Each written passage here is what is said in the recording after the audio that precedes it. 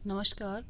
आज हम पढ़ते हैं कक्षा 8 का पाठ 1 ध्वनि, जिसके रचयिता हैं सूर्यकांत त्रिपाठी निराला जी। निराला जी का जन्म सन 1896 को मेदिनीपुर पश्चिम बंगाल में हुआ तथा मृत्यु 1961 में प्रयाग में हुई थी। प्रस्तुत पाठ ध्वनि, जिसका अर्थ है आवाज, वह आवाज जो वे पाठकों तक पहुंचाना चाहते हैं या वह संदेश जो वे भारत के नव युवाओं को देना चाहते हैं। ऐसे नवयुवा जो आलस में डूबे हुए हैं, जो कर्म के प्रति उदासीन हैं, जो मेहनत से दूर भागते हैं, उन्हें वे कर्म के लिए प्रेरित करना चाहते हैं और कभी अपने जीवन के लिए भी आशान्वित हैं। और वे कहते हैं कि मेरे अंदर अभी उत्साह आया है, नई उमंग आई है, तो मेरा अंत अभी नहीं होगा। वे जीवन के प्रति आशान्वित हैं। तो आइए पढ़ते हैं कविता। अभी न होगा मेरा अंत, अभी अभी ही तो आया है मेरे वन में मृदुल बसंत, अभी न होगा मेरा अंत। कवि कहते हैं कि अभी उनका अंत नहीं होगा, अभी मेरा अंत नहीं होगा। अभी उनके जीवन में, अभी उनके वन रूपी जीवन में मृदुल बसंत आया है, कोमल बसंत आया है। जैसे वसंत ऋतु आती है तो उस समय का वातावरण अत्यंत मनोहारी होता है, अत्यंत सुंदर होता है। मौसम भी अच्छा होता है उस टाइम पर, न ज़्यादा ठंड होती है न ज़्यादा गर्मी होती है, और चारों ओर को हरियाली, रंग रंग के फूल खिलते हैं। तो वह समय प्रकृति के लिए बहुत अच्छा होता है।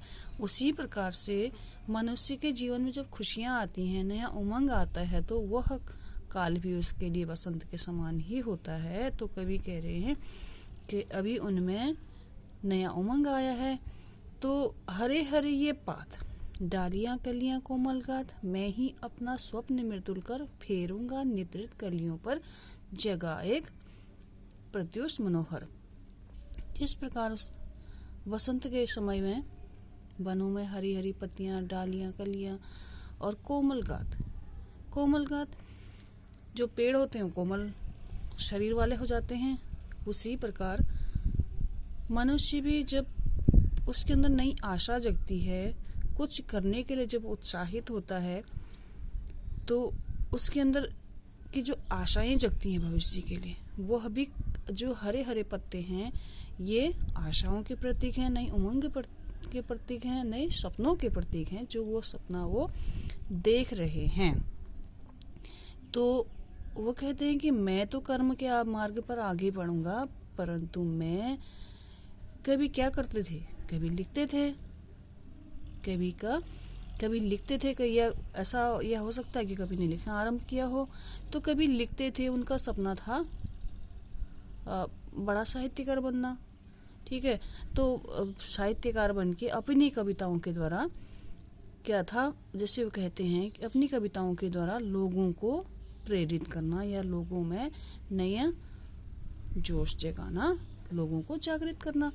तो मैं ही अपना स्वप्न मृदुल कर, मैं अपने सपनों को मृदुल कर मुलायम हाथों की तरह, मैं अपने सपनों को मुलायम सुंदर बना करके स्वप्न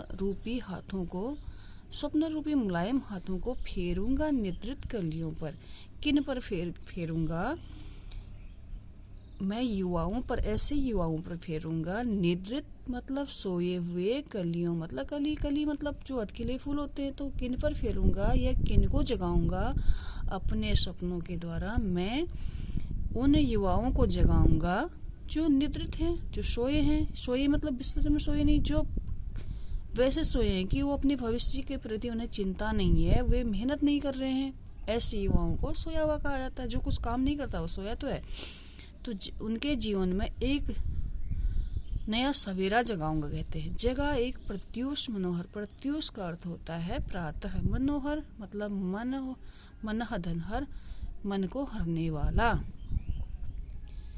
तो ऐसा नया सवेरा जगाऊंगा, कहते हैं, उन युवाओं के मन में। पुष्प से तंद्रालस, लालसा खींच लूंगा मैं। पुष्प से, पुष्प भी यहाँ पर युवाओं का प्रतीक है। पुष्प यहाँ पर रिपीट हुआ है, आवृत्ति हुई है उसकी, तो ये पुनरुक्ति प्रकाश अलंकार कहलाता है। पुष्प पुष्प से प्रत्येक युवा से मैं उसका आलस दूर कर दूंगा। तंद्रालस मतलब सोए में जो आलस आता है ना, सो करके जब उठता है तो उठने का मन ही नहीं करता, सुबह जब उठाया जाता है जबरदस्ती, तो वो है, उसी को तंद्रालस कहा गया है। जो सोए हुए लोगों से, जो कर्म के प्रति उदासीन है, जो कार्य के प्रति जो मेहनत से भागते हैं, मैं उनके आलस को खींच लूंगा। अपने नवजीवन का अमृत सहर्ष सींच दूंगा मैं। तो अपने नवजीवन, कवि को भी नवजीवन मिला है क्योंकि नया उत्साह आना नए जीवन के समान है, और नवजीवन का अमृत सहर्ष सींच लूंगा मैं। जो मेरे अंदर उत्साह रूपी नया अमृत आया है, मैं उन युवाओं को भी उसे दूंगा, उनके जीवन को भी उस अमृत से मैं सींच दूंगा। द्वार दिखा दूंगा फिर उनको, है मेरे वे जहां अनंत, अभी न होगा मेरा अंत। मैं उनको अनंत तक आगे बढ़ने का, जीवन में अनंत सफलताएं प्राप्त करने की उनको द्वार दिखा दूंगा। और कवि कहते हैं कि ये मेरा जो ये लक्ष्य है जीवन का, जो ये सपना है, इसको पूरा करने से पहले मेरा अंत नहीं होगा। तो बच्चों, इस प्रकार आपने देखा पाठ का हमने सरल अर्थ कर दिया है। तो अब हम इसमें कुछ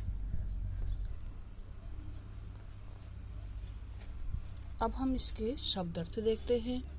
मृदुल मतलब कोमल, पत्ता पात, गात शरीर, निद्रित सोया हुआ, प्रत्यूष प्रातः काल, तंद्रालस नींद से अलसाया हुआ, लालसा कुछ पाने की चाह या इच्छा।